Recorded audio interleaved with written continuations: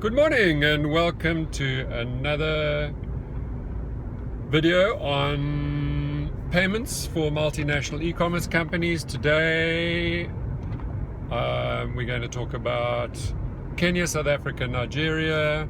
They're kind of I'll give you a high level on each of those. Those are the main e-commerce hubs across Africa. So e-commerce is alive and well and growing relatively fast across Africa, a little more than 10% per annum, real growth. So let's kick off with Nigeria.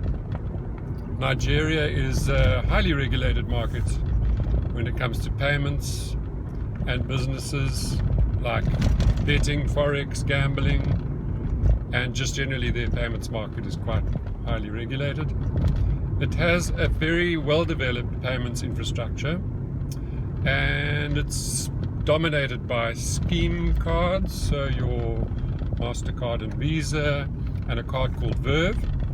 And it has quite a well-developed bank transfer system, which works off USSD, which is run by a central bank organization called NIBBS.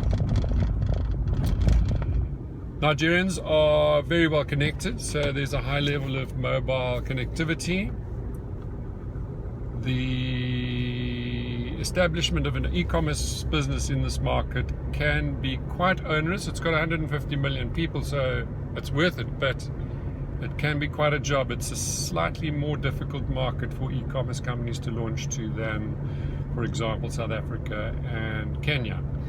And then acquiring a Naira, you can sometimes have the odd problem trying to get your money, repatriate the money to wherever your head office is in the world.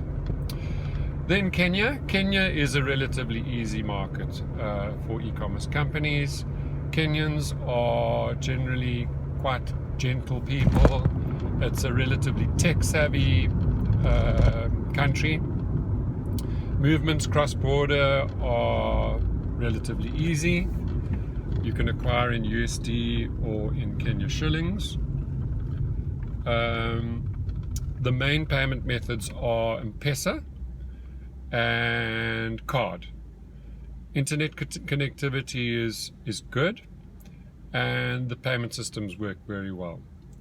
Establishing a company in Kenya can have its challenges because it's a little bit more complicated to do one without a local.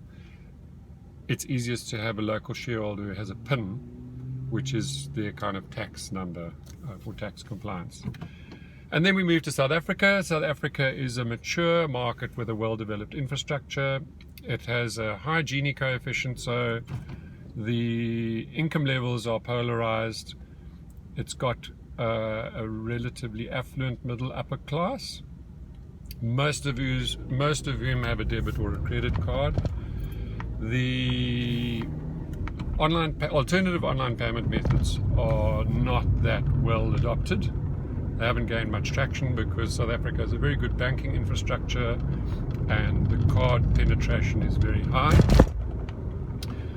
There's a fair bit of red tape about trying to set up a company in South Africa, but it's doable because it has generally a well-developed infrastructure and professional services. Repatriation of funds can be challenging because the South African Reserve Bank requires that any funds are reported.